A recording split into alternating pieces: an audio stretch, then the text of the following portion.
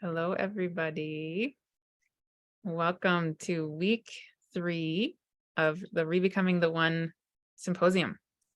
And today I have the pleasure, the honor to interview Jonathan Coe, who also happens to be co-facilitating this week with me. So today I'm going to be in the role of the interviewer, but for a lot of this week, Jonathan and I are co holding the space together for this whole week. Mhm.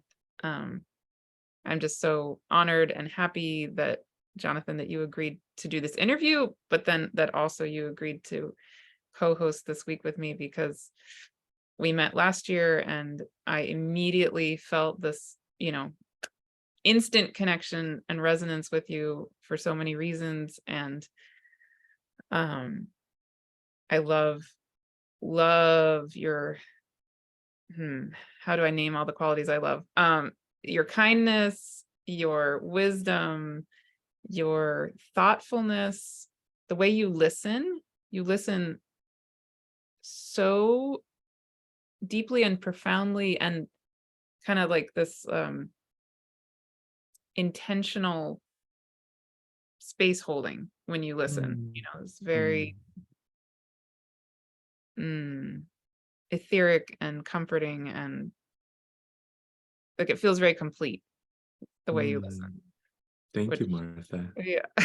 Yeah, I love our kinship. I feel that kinship the moment we jumped on that first Zoom call. So yeah, it's been such an honor doing this with you, and I'm really excited to see what comes through. Yeah. Yay. And today we're going to be talking about domicile planets as divine beings, Mhm. which is fascinating. I can't wait to hear what you have to say about that. And before we officially start that, I'm just going to read your bio for people. Sure. Um, so Jonathan Coe is a queer mystic who currently lives in Brooklyn, New York, land of the Lenape people. Fluent in the language of music, astrology, tarot, energy work, statistics, and the Akashic perspective, Jonathan aims to empower the collective through compassionate discernment, to nurture communities of passionate seekers, and to expand our sense of interconnectedness beyond the myths of binary thinking and not-enoughness. You can follow Jonathan's contemplations and conversations with friends, including me, on their podcast, Healing the Spirit. And yeah, it's such a pleasure to be interviewed by you also, just again, because of the way you listen and the way that you hold presence. Is just so beautiful. So thank you Mm. again for being here. Yeah, I really love that conversation we did on my podcast. Um I feel like I learned a lot from you, and really kind of you shifted my perspective on transits, and that was such a gift. Yeah. Wonderful.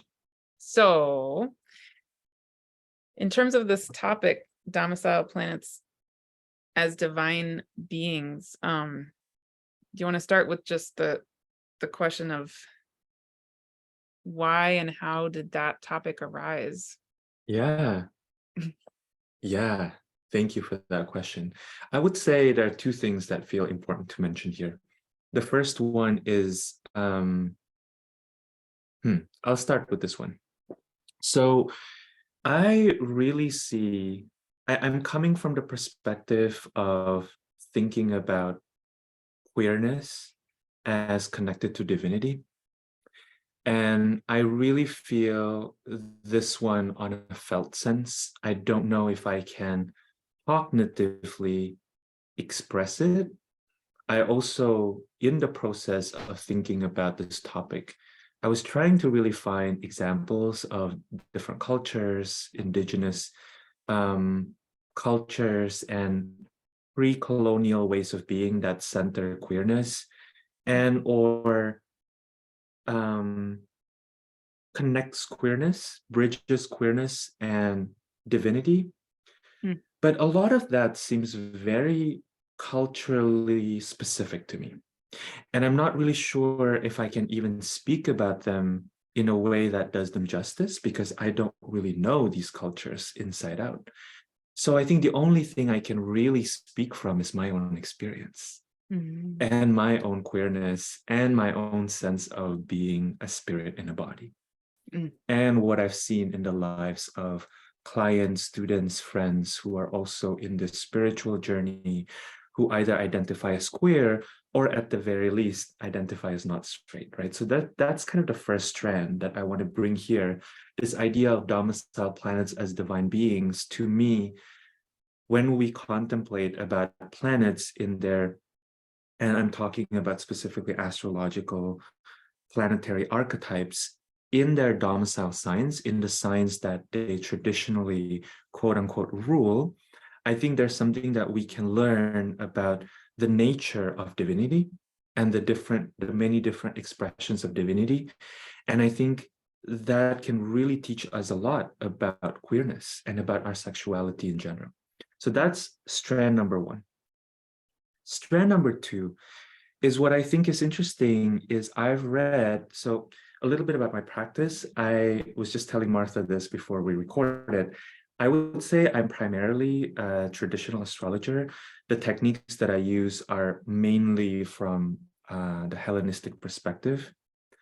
But in terms of my worldview and the worldview that I use alongside astrology, I am a Pisces sun. So I have a very, we are both Pisces suns. And it's very difficult for me to see the world more from this deterministic perspective. It's completely impossible. I have this totally numinous perspective, very, in a way, if you are listening to this and you're familiar with Martha's work, I think that I would say that the beings that I talk to, the energies that I talk to, the vibe of how I view my work and how I view astrology in general and spiritual path and Martha's approach, we're kind of cousins, you know? So we had this larger perspective. We had this, I don't even like to call it animistic, because to me, that puts a Western academic view on something that is just so innately natural, right? I see the world, I see the cosmos as being alive. I see that we as human beings really have an opportunity and an ability to communicate and to receive communication from these divine beings, right? And I see that creation is divinity and divinity is creation. I don't see a separation between the two. So that's a really long-winded way of saying, I've heard, I can't remember where, but I've heard some astrologers talk about domicile planets from the perspective of traditional astrology as being, planets that function well in society. So thinking about the sun ruling the domain of Leo, the moon ruling the domain of Cancer. When you natally have sun in Leo or moon in Cancer, something that I've heard said in the traditional astrology circles is that these are people who can find themselves very well adjusted to society, to the functions that we have created as humans, right, in this particular society. And then I tried this out in my consults, and then I found out to not be true at all. And I'm not really sure, if that's, I do think that we as practitioners attract the kinds of people who are interested in our philosophy and our ways of being. So I'm fully open to the possibility that this is filtered through the bias of my own practice. But I think it's important to at least contemplate the possibility that actually, in my cosmology, planets are really holographic or kaleidoscopic expressions of divinity, right? Which can be thought of as one thing or can be thought of as multiple things. To me, this doesn't really matter. But I do think that, Venus, for example, or the moon teaches us something about divine ways of being. And when you have planets in domicile, when you have Saturn in Capricorn, right? Or Venus, and I use traditional rulership. So Saturn in Capricorn or Saturn in Aquarius, or Venus in Taurus and Venus in Libra. There's something that these domicile placements can teach us about ways of being that are more than human. I'm interested in perspectives, in ways of thinking about the world and ways of thinking about our human relations that go beyond what has been prescribed by our culture and by the time that we live in. And I think that if we think about our humanity as a portal to our divinity, then there's something about contemplating these planets in their domicile placements that can really teach us about the ways that we as divine beings are inherently uncategorizable, right? And to me, inherent uncategorizability is very similar to queerness, because they're both talking about this negative space, right? It's a way of looking at the world that isn't about trying to narrow down and think about what it is, but rather allow things to still be open and be defined in opposition to what it is not, right? So I do think there's kind of this negative perspective rather than kind of this more diurnal perspective, maybe, or more positive perspective, that queerness and in general, I think our sexuality is so fluid, right? Like there's something about our sexuality that is about an expression of our innate life force, and our innate life force can't be put in a box. They just can't, you know?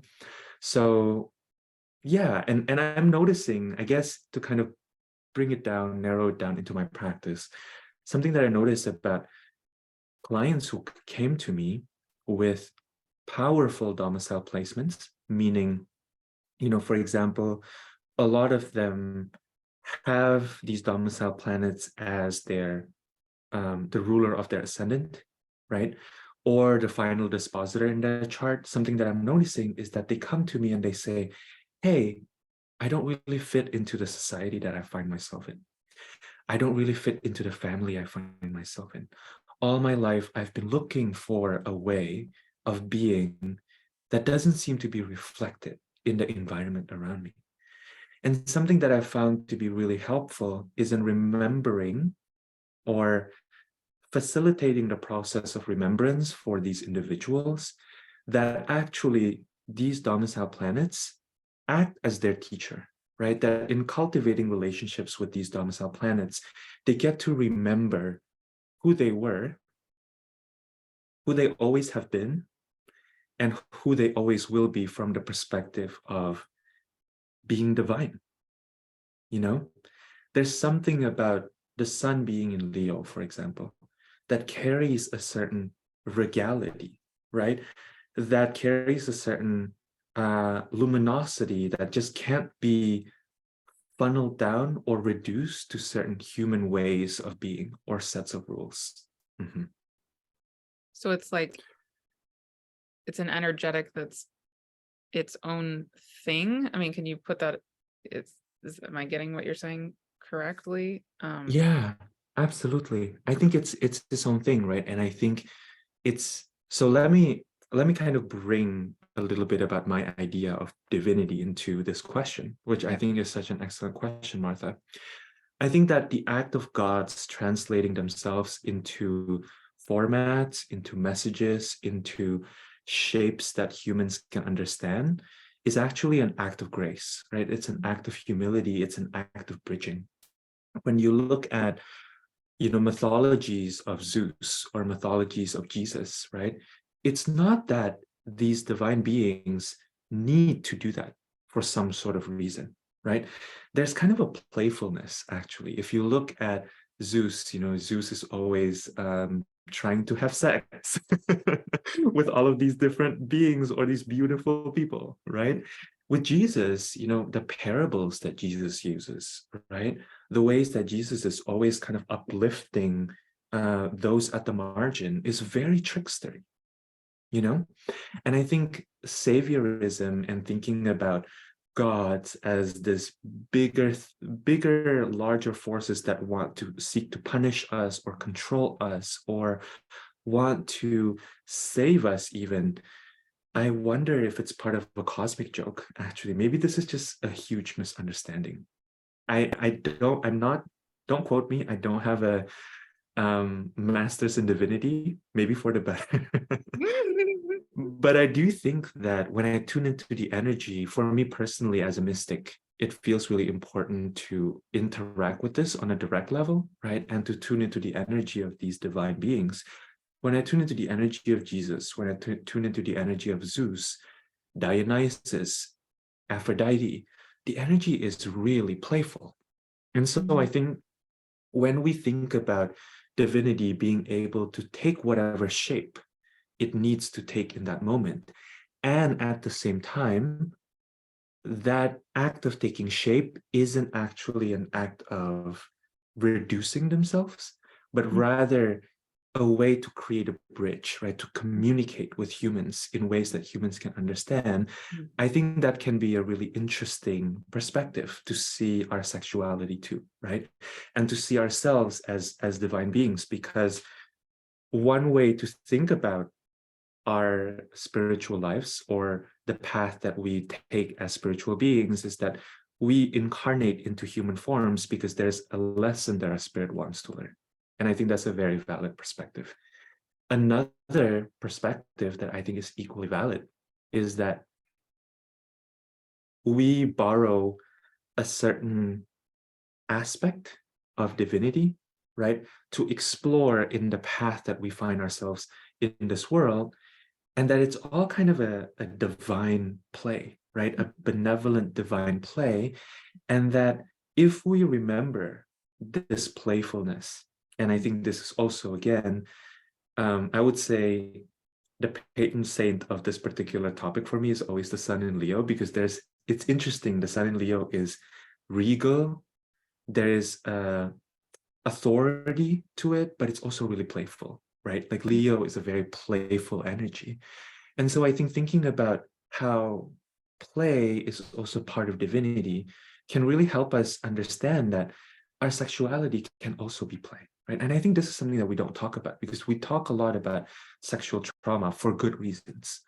Because we live in society, we live in situations, we live in within power dynamics that often marginalize us the way that we express our sexuality, right?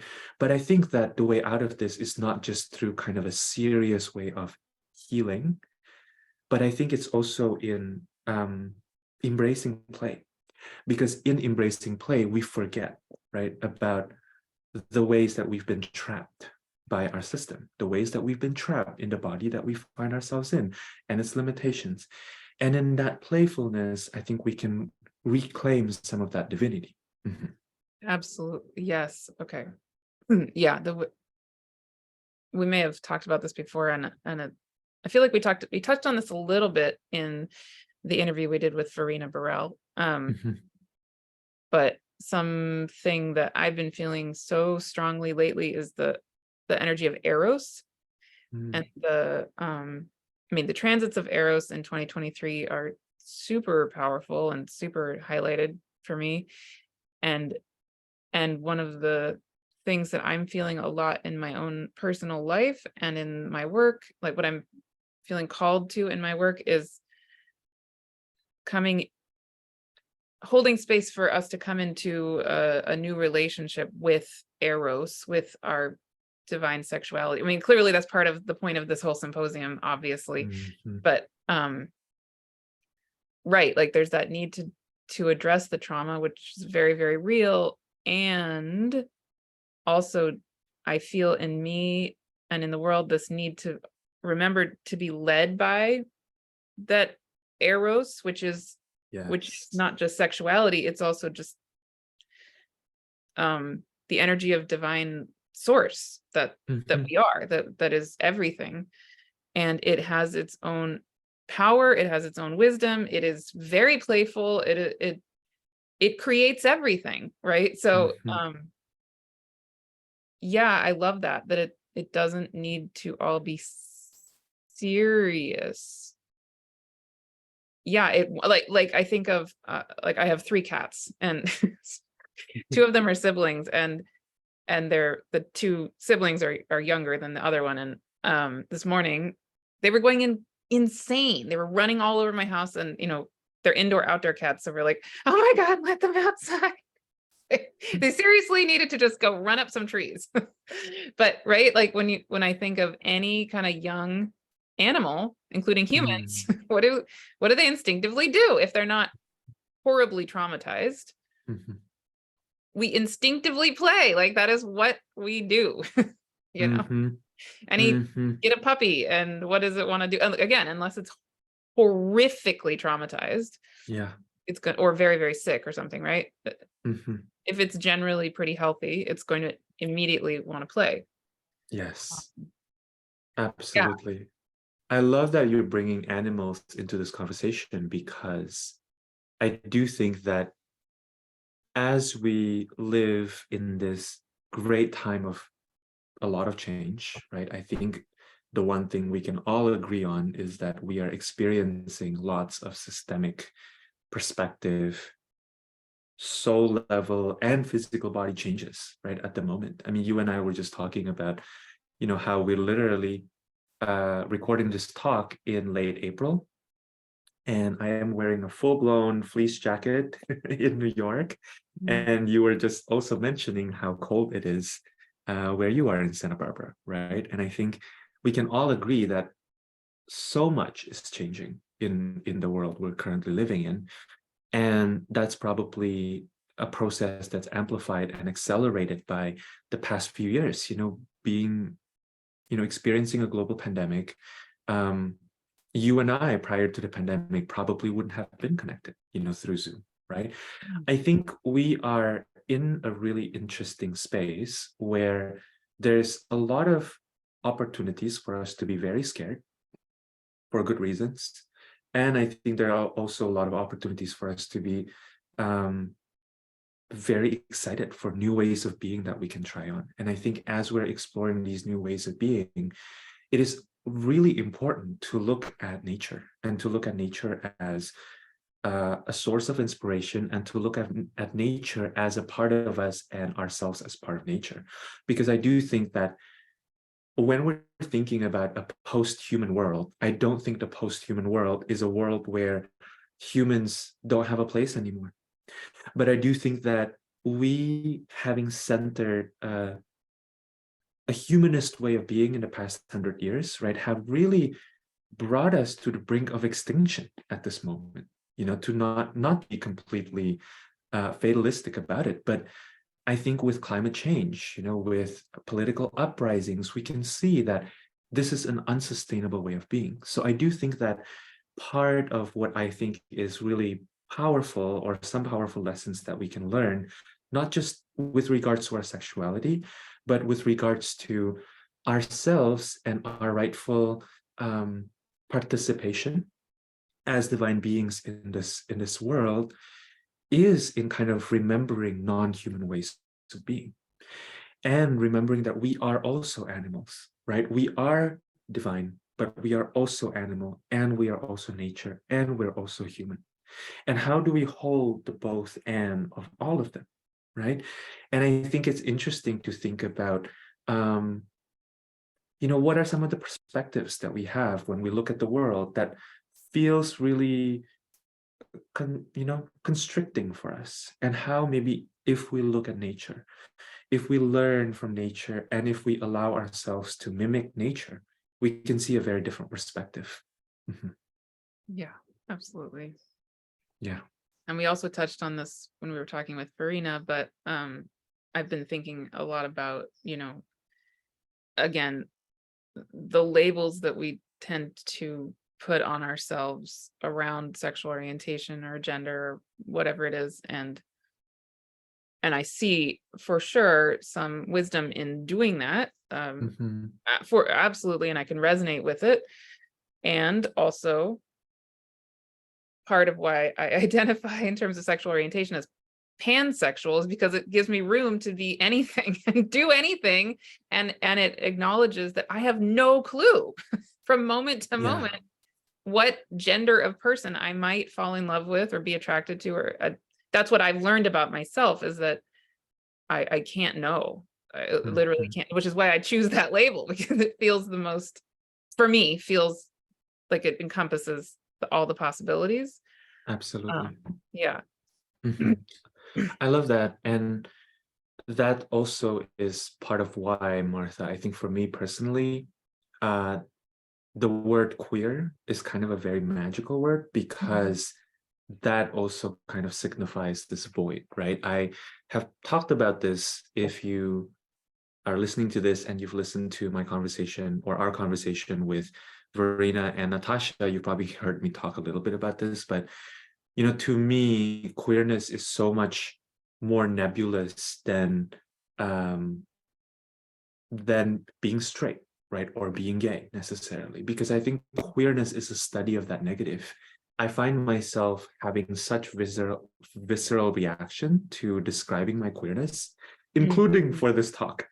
And then I realized, why was this, right?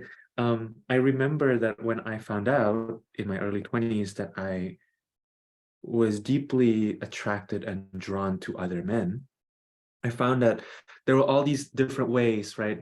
That now I'm leaving straight town into gay town, and then there are all these different things I'm supposed to like, things I'm supposed to be, ways that I'm supposed to act, right? And that felt really far away from who I am. And for many, many years, I thought that maybe this is just internalized homophobia, that maybe the deeper I go into my healing journey, the more I'll be able to recover that, inner gay uncle within me, right? And I realized that that's not true. Like, in fact, the deeper I go into my spiritual exploration, the further I am from any of these things. And the more space I find to exploring myself as I am, right? And who I am right now, I bet, Martha, 3 months after we share this talk, I will look back and I will cringe at some of the things that I say, because they will no longer be true, And I think that's what's so beautiful about it, right? When I came across this idea of queerness, and specifically in 2021, um, the idea of a non-binary gender identity, my reaction in my body was relief. Like, I immediately felt the sigh of relief, because I'm like, oh, thank goodness. Yeah. Like, there's almost like a pressure comes off, and I realize I don't have to be anything. Like, Yeah. to be a non-binary person, I don't even have to resonate with the pronouns they, them if I don't want to. I can Totally. change it, Yeah. And I think it's interesting thinking about how spirituality also, when you think about spirituality contrasted with dogmatic religion, is so much about the absence of something, right? And how the absence of something opens the possibility for other things to kind of come through that may not have a fixed shape, you know? And they seem to be about putting to rest this rather flimsy idea of fixedness, which, I want to be very clear, I don't think there's anything wrong if someone is like, I am absolutely straight, or I am Yeah. absolutely gay. Yes. That's wonderful. Yes. And also, I think the study of queerness is so much larger than the personal. I think queerness is also about a way of looking at the world, right? A way of approaching. So, to kind of make this maybe a little bit more grounded, and to use astrology as a playful framework, I kind of want to share with you a little bit about, you know, my play exploration about what queerness means to me through the lens of the planets in Domicile. And then we can kind of unpack them Yeah. one by one, or we can unpack whichever one feels good to you. What do you think about that? That's awesome. Go for it. Okay.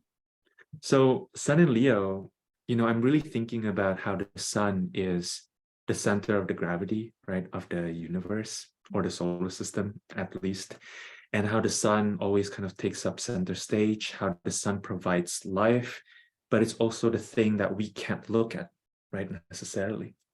And so, thinking about the sun shining brightly without any filters in Leo, it's making me think about queerness as, a daily practice to shine so bright that direct gaze is impossible, right? Mm. That, like, when we allow ourselves to be in that really bright shining space when we want to. We don't need anybody else to look at us. In fact, you can't directly look at me, right? Because there will be consequences around that. When I think about moon in Cancer, I think about how the moon is the fastest moving object in the chart, right? And it's ever changing. And in some ways, it is both predictable and unknowable. And so it's making me think about queerness as being local, as being specific, as being beyond replication, right? And also queerness as being about the unknowability of dark matter, right? When we look at the universe is created of dark matter. And yet we don't know what dark matter is, right? That's the definition of dark matter. And I think when we think about moon in Cancer as an archetype teaches us that there are these crevices, there are these corners within our psyche in the ways that we express ourselves and express our sexuality that is unknowable. And then when we think about Mercury, right? Mercury is so obvious. You can listen to my talk last year about Mercury. I spoke at length about Mercury, but Mercury, what always strikes me about Mercury is not just both and, but Mercury is neither nor. Mercury is neither malefic nor benefic, neither hot nor cold, neither moist nor dry, neither masculine nor feminine, neither diurnal nor nocturnal, right? Like it really depends with Mercury. Everything depends. And it also rules things like thieves, like translation, languages, astrology, right?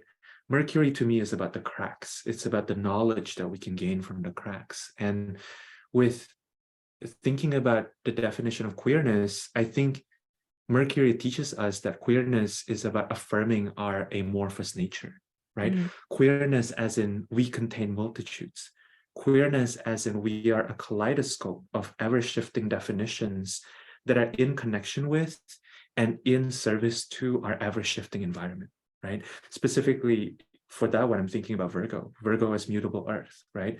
Mercury being at home in Virgo is about I shift when I change to a new environment because my relationship to my environment changes and my environment is always changing, right?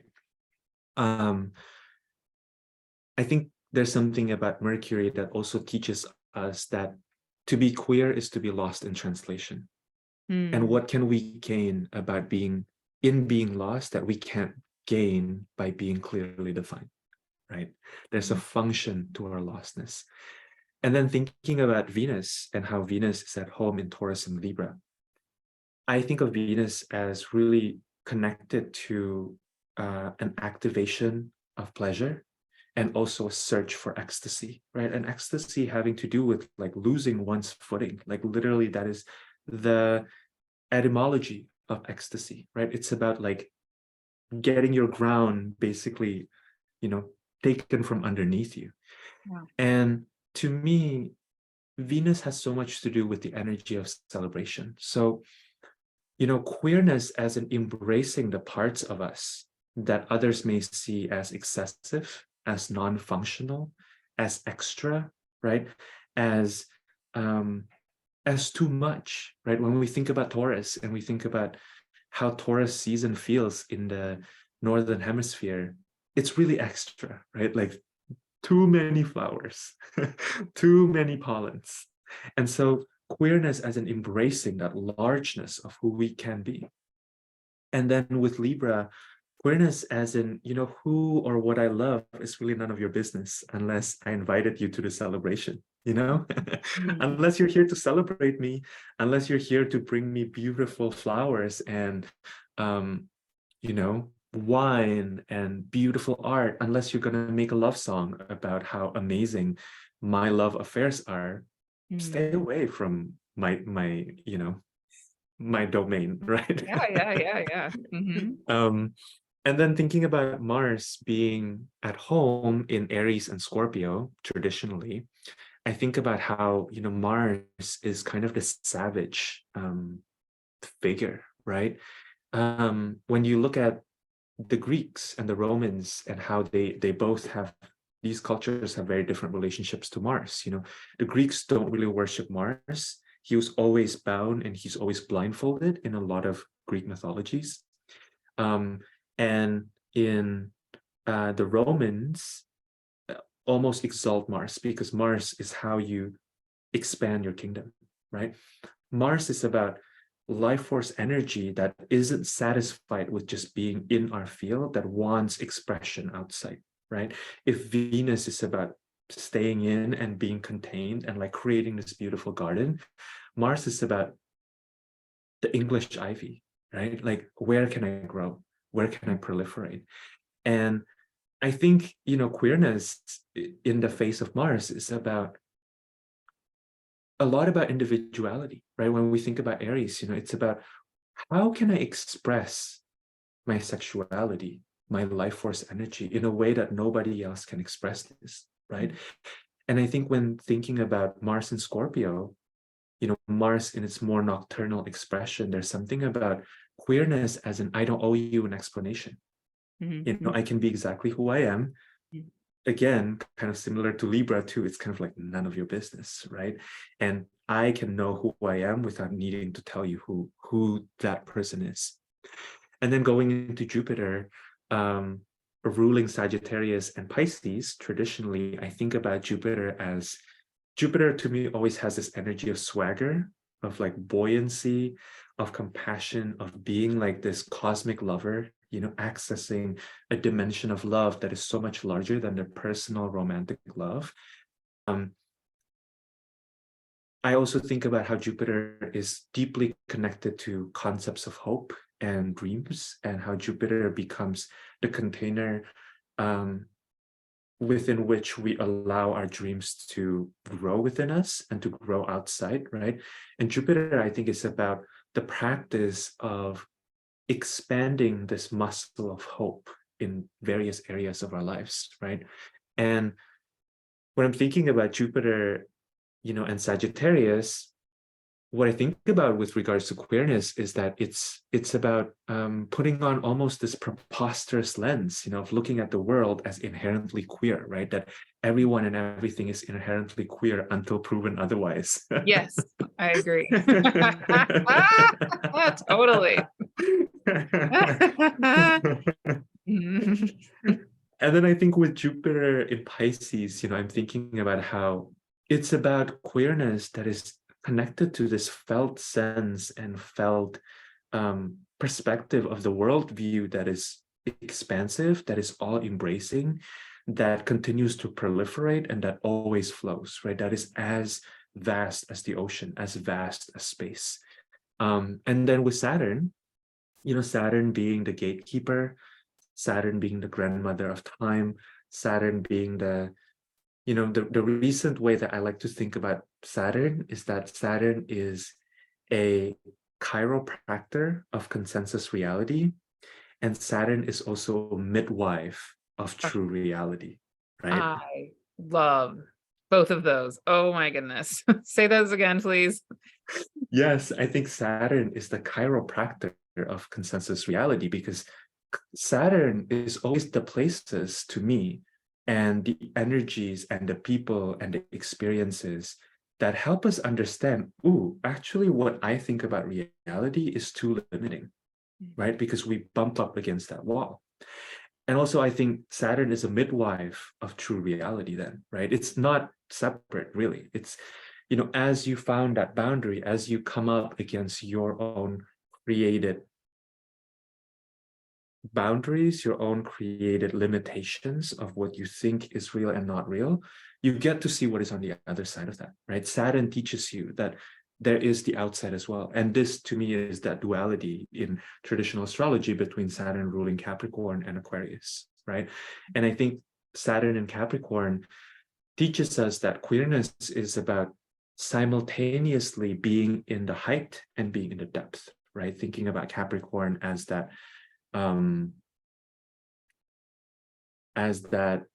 sea goat, right? It lives both in the depth of the ocean and also in the heights of the mountain. And so I think queerness can be about, being so, like, you can go up to the top of the mountain, if that's what you want. You can be as hidden as the bottom of the sea, if that's what you want, right? And I think with Aquarius, actually, it's quite I love this one because it's making me think about how queerness is also very specific to the person experiencing it, and very specific to the person with their specific life experiences, their upbringing, their trauma. And so my queerness doesn't have to match yours, you know? Yes. There is no, I think Saturn, I have Saturn in Capricorn natally, so I'm familiar with this one. And I think, you know, Saturn teaches us that queerness doesn't have to be about, you know, pride celebrations necessarily. The way that pride celebrations are portrayed in media, right, which I think is really beautiful and really liberating to a lot of people, doesn't have to match your own experience. And it doesn't make you a bad queer if you don't like to participate in that way, you know? Yeah. And I think specifically thinking about Jupiter and Saturn, I'm also thinking about how queerness is about making up our own history, accepting the inherent instability of the present moment, and also charting our own visions about the future. Mhm. Mhm. Yeah. I'm having thoughts, but do you have more to say, or is I'm done. okay? Well, I have two main thoughts going, or feelings, or whatever. Yeah. Hmm. Okay, so something about myself and then something about youth. The thing about myself is, as you're talking this whole time, what I've been feeling in me is like you're talking about the crevices, you know, all the like the empty spaces, of my own identity and my own sexual orientation. It's dawning on me. I don't tend to consciously think about this, but it's dawning on me that I feel in myself like I can't do it right. Like no matter, like if I am attracted to someone who is a cisgender man, Mhm. then I'm not, you know, there's some element of me that feels guilty for not living something other than a heterosexual reality. If I am really focused on being attracted to somebody who identifies as cisgender female, I feel I wouldn't say I don't feel guilty. I feel I don't tend to share it because I don't want women to be scared of me. I don't want my female friends, who I'm Mhm. typically not actually attracted to. That's the ironic thing, right? Like I'm not actually attracted to them almost ever, but I am attracted to women for sure. Yeah. Absolutely. It's a huge part of my identity. It's a huge part of a medicine for me, actually. And I need it. Like that's something in me that is a necessary part of who I am, but I don't tend to talk about it with my straight female friends. Like I just don't. Again, because I realize I'm instinctively scared that they will be scared of me.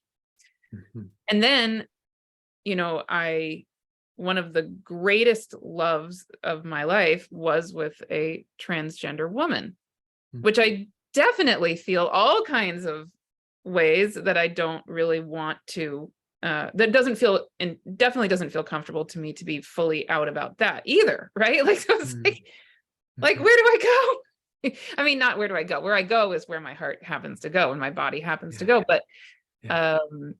but I realize there's like discomfort for me in any of the options, the options so far that I've personally experienced.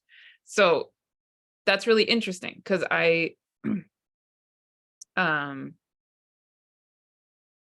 that I'm just reflecting on that as we're talking, and I'm glad to, you know, to suddenly be getting some kind of awareness of it, because I don't need to feel that way. It's, you know, and I'm saying this about me, but I think this is a reflection maybe of, I'm guessing lots and lots and lots of other people have these feelings. Yeah. Uh, and what you're speaking to just feels like it's like highlighting the wholeness of all of it. Mm. And I feel comfort, like I feel relief, like you were saying. I feel like I could cry because, just like, hey, the purpose of this eros energy or the attractions or the sexuality itself or love, like the purpose of love is what? To love. I mean, that's all it Mhm. is. Um and even though I live in California, super liberal California, and you know, I've my social world has been very pro queer Mm. since I was 18 or something. Um, Still, this is how I feel, right? So Yeah. it's just very interesting. Yeah. Yeah. Wow. Thank you for sharing that with me. Do you mind if I say something about that before you No, share yeah, go about the ahead. youth? Yeah. Uh-huh. So something that's coming up for me as you were speaking, I mean, first of all, that is a very frustrating experience, right? And I think that's part of experiencing our nature as sexual beings. Mhm. And this is why that potent life force expressing itself as sexuality is always so repressed. And Mhm. it's always been a subject of control for many different like religious traditions, right? And it's interesting to think about like how that control is coming from a misunderstanding, I think, of the nature of that life force energy, right? Because that life force energy is multidimensional, it's numinous, it cannot be contained. And then when we try to place our linear mind and our linear way of thinking into it, Yeah. it becomes all kinds of different rules, right? That we can't do this, we can't do that, And I think the experience of that is very real, and the restrictions of that is very real in our lives. And I think I love what you were saying about how essentially the point of experiencing this is to have that experience, right? Because I do think that, it's making me think about if we want to work with this astrologically. I think that it's so fascinating. There was that book that was really popular, I believe, in the 90s, Men Are From Mars, Women Are From Venus, or something like that. And Yes. I think ever since, Sorry. Do I'm just I kind of have an laughing at opinion it about it? because Yes, I do. Keep going, keep going. I think it speaks to how in a lot of, and this is not special, and this is not limited to our culture, right? I'm really seeing this in a lot of different cultures as well, where we tend to box our sexuality around Mars and Venusian things. Mm, mm, And I think sexuality absolutely expresses itself through Mars and Venus. But seen from the astrological lens, I think that it's expressed through all of the planets, right? Sexuality can be expressed through all of the planets. And so, including the outer planets, which I didn't even mention mm. in what I was transmitting. And to me, it's really interesting to think about if the flavor of what you were sharing or that search or that inquiry can shift if we begin to see our sexuality as including the Mercurial and Jupiterian lens as well. When we think about it from the perspective of the Venus and Mars, right, it's very corporeal. It's very much kind of in the body. It very much needs an object to experience the fulfillment of that, right? But I think when we think about it, for example, is it possible that for some of us, we experience our sexual energy as actually an impetus to help us create art? Beautiful. Mm. Wow. I think about Taylor Swift a lot in terms of that.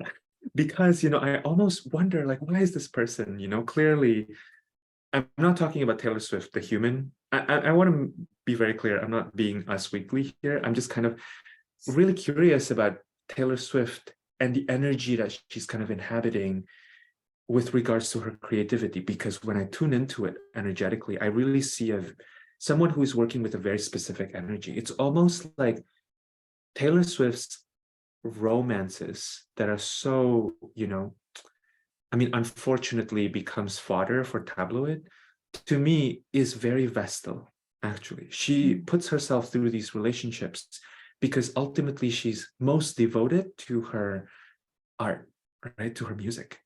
And she creates these incredible songs from her experiences. Mm. And those relationships become, they're kind of like, I'm actually looking at my box of matches here, right? Like, what is the function of this friction part, right? Like, the relationships become this Mm. space where she can explore what it's like to experience that friction and then Mm. to create that fire, right? And I think it's interesting thinking about our sexuality as having larger purposes than being expressed through a partnership, which, by the way, I think in my own personal analysis, this is also deeply tied to religious trauma, because religion taught us that our sexuality can only be expressed through a relationship, can only be expressed through the perspective or within the boundary of marriage, right? When actually sometimes our sexuality wants to be expressed in friendship, maybe not through having sexual intercourse with our friends, but flirting with our friends is also, there's something very sexual about that because we use the same reservoir of energy, right? Mm. Mm. Mm. Yes. Um, Before I feel like we should come to a close soon here. I have one question, which could be its own talk in and of itself. I'd just love to get your 10-second take on it. And then I'll just bring in one little thought about the youth thing. And of course, anything you want to say too. My quick question, which is a huge question, we'll do the quick answer, is so the other day I was giving a talk on Eris Xena. And Eris, the dwarf planet, was originally named Xena. So in this talk, I was looking at the archetype of Xena and the archetype of Eris, and I was basically asking the question, like, for all of us, what does it do if we name her Xena versus if we name her Eris, or both, right? Like, what do they evoke in us? Okay. So when I was researching who was Xena, Xena was Xena the Warrior Princess. It was a TV show in the 90s, right? And I love that TV show. yeah, With Lucy Lawless, right? yes, exactly. Right. So cheesy. Oh my goodness. But anyway, but it's awesome. And one of the things when I was looking at it was, there's this whole set of fans out there who are obsessed with Xena and Gabrielle. So Gabrielle is Xena's best friend in the show. And in the show, I mean, theoretically they're heterosexual or whatever. They're not, they're just friends, but you'd look for 10 seconds on the web and you immediately find, the gayest moments of, of Xena and Gabrielle, and on and on and on. And originally, this is so awesome to me that when Eris was originally named Xena, Eris Xena has a moon, and it was named Gabrielle. So it was the dwarf planet was Xena, and its moon was Gabrielle, right? I love that. Okay, I mean, I love that if they're just friends, but it clearly got me thinking also how heteronormative the naming of all of the couples in the cosmos are, right? Which annoys me in and of itself. So, but then I got thinking, like, wow, yeah, what if we had a whole mixture of homosexual, I don't know, bisexual, like couples in the sky who are not necessarily of the same of different genders, very explicitly a variety of sexual orientations in our cosmology. Number one. And then number two, when I think about even just, I'm not an expert in mythology at all, but from the teeny tiny bit I do know, it does seem like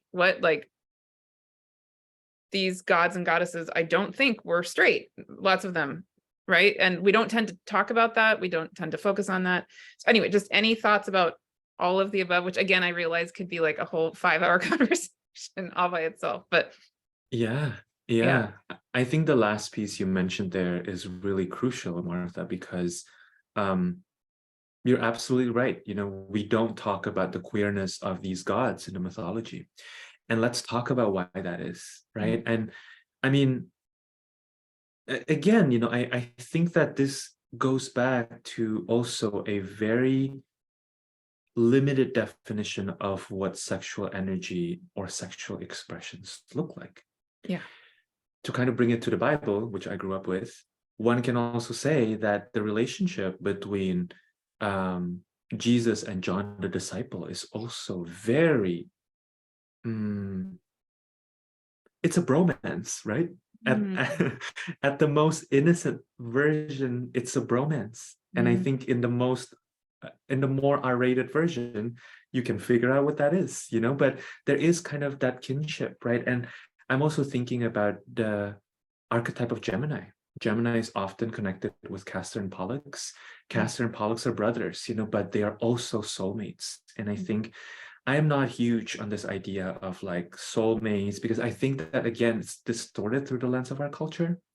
But I do think there is something to it, right? I do think that the reason why it really captures the imagination of our culture is because there's something resonating with us about that concept, the twin flame or the soulmate or something like that. And I think the reason why we don't talk about divine beings in their queerness is because we are afraid of it. And because we like to promote the myth of straightness, the myth of heteronormativity as that which is safe, right? But I would like to challenge this idea of safety because I do think that safety, first and foremost, as someone who also kind of works with the body, is very fascinated with like somatic work, right? You can't, and I know you know this too, Martha, as a fabulous space holder, you can't create a safe space unless you know what it feels like to have some level of safety in your own body, Yeah, true, you know. true. And so we can never truly create a safe world through rules. Yeah. Safety is created through allowing our divinity, allowing ourselves to see our divinity, right? That blinding light, that sun in Leo that we were talking about, that nurturing hiddenness of the moon in Cancer that we see, right? That we were just talking about. Seeing these parts of us that are so luminous and embracing it, and then finding creative ways to express them in the world, right? That becomes healing for other people and for ourselves. And I think this is so important because everybody's sexual expression is so different. And, you know, a part of me also laments, you know, the idea that, you know, we used to have a very active, or we had periods in human history where there used to be a really active culture of having monasteries, right? Of having nunneries, and people can express their relationship with their divine in that ecstatic way that nowadays I think we don't always have anymore. We don't have the container for that anymore. I think it's really important to also cultivate spiritual practices that allow us to experience those ecstatic moments, because sometimes what we are afraid of in terms of sexual expressions may simply be a desire, a yearning that is actually only quenchable in non-human expressions. And I think as we, as humans, as a collective, become more aware of our connection and our participation in this greater web of life, the non-humans around us, and how we're always intricately linked together with them, I think we'll start to see that some of these desires are actually not always necessarily wanting to find expression in what we conventionally think of as sexual activities, that some of them may find its longing quenched in connecting with the grass, in connecting with the sky, in connecting with the trees, you know. So I don't know if that really answers your question, but I do think that one final thing that perhaps feel very alive in my heart at the moment to share is that as a mystic, it's felt really important for me to cultivate direct relationships with these beings Yes. and to allow myself to learn from these beings, to be under their tutelage in kind of a direct way, and this, I mean, even as I'm saying that, it feels preposterous because of my religious conditioning, but I think that's really, really important, because as we do that, we start to trust the voice that's coming in from within. And in trusting the voice that's coming in from within, we start to also have more room to observe the voices that are coming in from outside, right? And I think in embracing the role that we are here to play in the greater web of the universe, we start to see the whole. And we stop subscribing to ways of being that are actually not natural to us as humans. Yeah. Mhm. Yes. Beautiful. And then, yeah, so the last thought I will just throw in there is, again, as you're talking, it's like this happened to me last year too. That holding the space for the symposium, Mhm. I felt so much transformation in my own being last year, and that's happening again. It's like, wow. Mhm. So I'm getting it. I mean, what you're saying about, yeah, that we cannot hold space safely unless we feel it in ourselves, right? I feel generally really good at holding space safely for people, but and I'm noticing in myself all these ways in which just the space that you're holding in this conversation that I guess we're holding together, is highlighting for me, I think, a sense of safety in myself where I can kind of be soothed, like these areas of me that I realize I have been kind of bracing myself against X, Y, or Z thing. Mm. And then that brings me to the youth topic, which is, I just, on a basic level, we've said this in some of the other conversations we've had in the symposium. But my biggest passion with all of this absolutely is the needs of our queer identified youth, including my own 16-year-old, right? So when I think about their needs and my sense that they are light years ahead of me, certainly, maybe I don't want to speak for you, but definitely they're light years ahead of my age group. And I'm Mm. 13 years older than you or something like that. So, and at the same, I feel like they're ahead of us. And at the same time, our role is to hold space for them and their process. And I'm realizing how crucial it is for me, maybe us, but me, to really come to a sense of peace in myself that, with all of what we've just been talking about. Yeah. Because again, ultimately my real passion, my real goal is to be that holder of safe space for this generation to bring through, what is this that they're doing that's coming into our world around gender and sexuality that's so its own thing, I feel like, and something really, really beautiful and radical that's needing to emerge, and I think it's trying to bring life back to life. It's like, Mm. I think that's what's Yes. going on. Yeah. Wow, that's beautiful. Yes, absolutely. Mhm. Yeah. So if you Yeah. have any thoughts on that, go for it. If you don't, that's okay too. Yeah. I would say, what's alive in my heart at the moment with regards to youth in our culture. And I know this is also a global symposium, so there may be people Yeah, yeah. listening to this and they're like, this does not apply to my culture. But I do think that the need for genuine, true, as far away from guru mentality as possible spirituality Mm, cannot be understated, in my mm, opinion.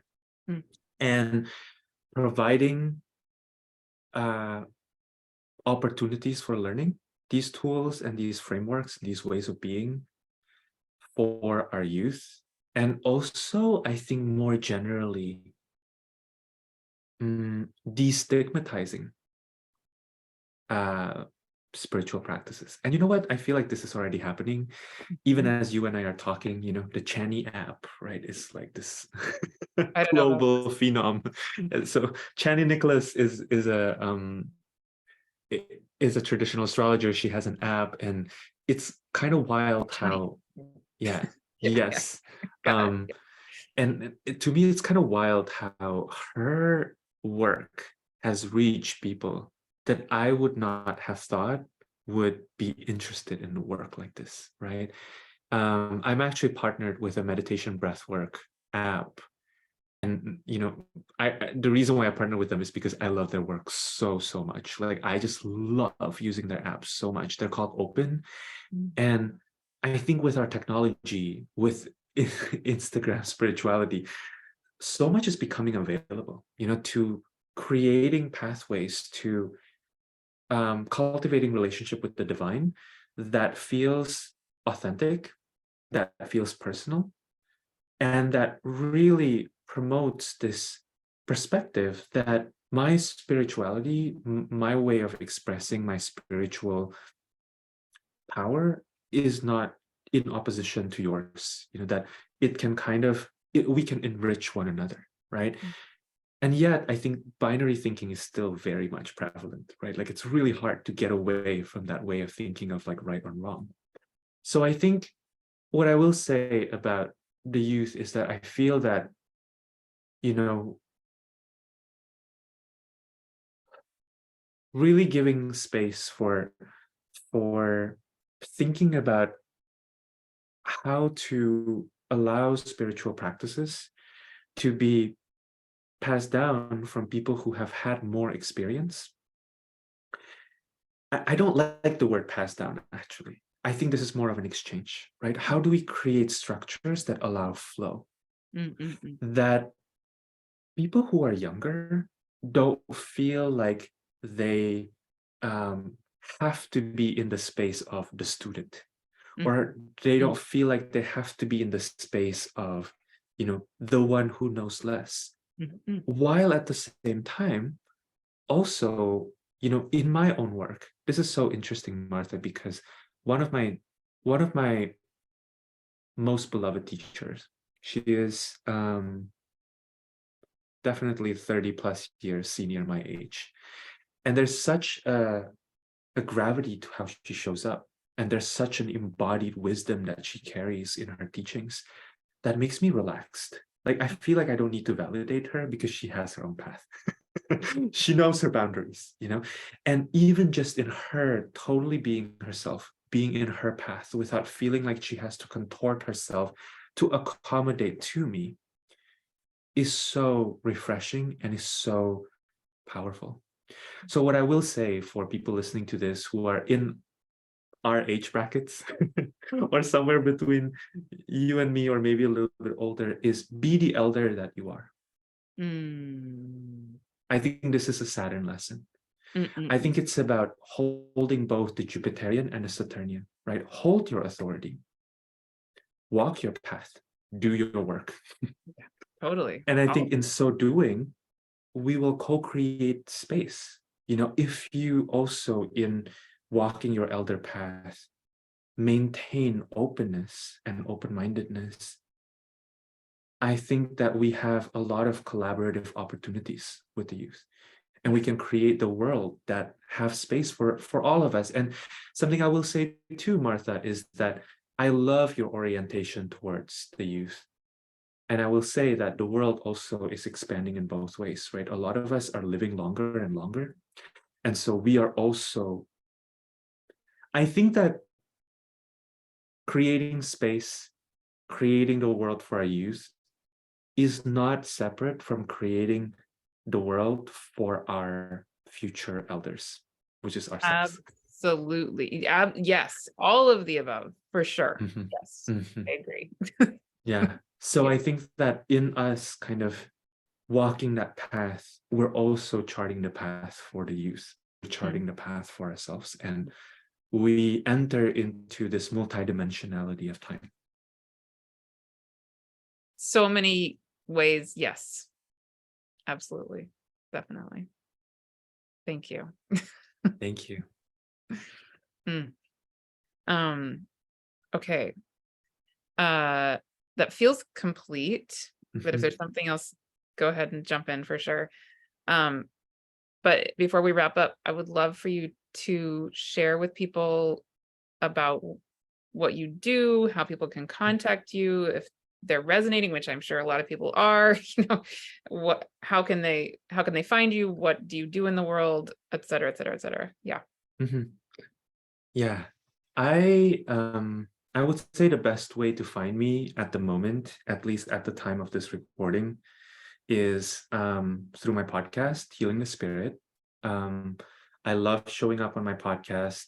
There's just something about that format that feels really at home for me. So um, I would say that's my home on the internet. I do currently these weekly contemplations. So I talk a little bit about the energy and the astrology of the week. And then share some contemplations that hopefully inspire more contemplations for the listeners. Um, you can also get on my newsletter. I don't frequently send newsletters out, but I think that's going to change. I was just journaling today and I'm like, oh, something's coming through. So I think that will come through. My Instagram is also a great place to connect with me.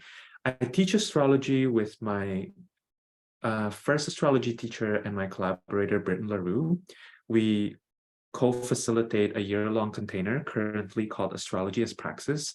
We're probably not going to open enrollment until much later, but stay tuned. If you want to look at my website, there's a wait list over there that you can join and get one-on-one sessions with me. I do astrology readings, which is my favorite thing to do. I just absolutely love sitting across from another person. I have also been playing with doing recorded readings, and that has been really kind of wild for me, the experience of doing recorded readings, because it's very different than sitting with people one-on-one live. And I also do Akashic readings.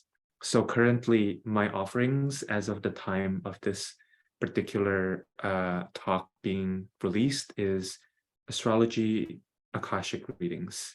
And if you come from Becoming the One, reach out to me, indicate on your form, and I'm happy to share a little bit of discount. Wonderful. Yeah. Thank you. Thank you Thank so much. you. Thank you, Martha. Thank you for holding space for this symposium and for channeling it down. And even for me as your friend, watching how the symposium has grown and the people it's impacted and the space that you hold has just been so inspiring. So thank you. Thank Mm. you so much for being part of it. And for everybody listening, Jonathan and I will be co-facilitating the panel discussion for this week, which will be on Thursday, June 22nd Yes. at 10 a.m. Pacific, 1 p.m. Eastern, 7 p.m. Central European time. It'll be live and recorded, and we would love to have you there live if you're able to be. Yeah, and enjoy the week. Amazing. Yeah, Yes. See you there. Come live if you can. We'd love to wonderful. chat with you. Mhm. Definitely. See you all soon. Bye. Bye.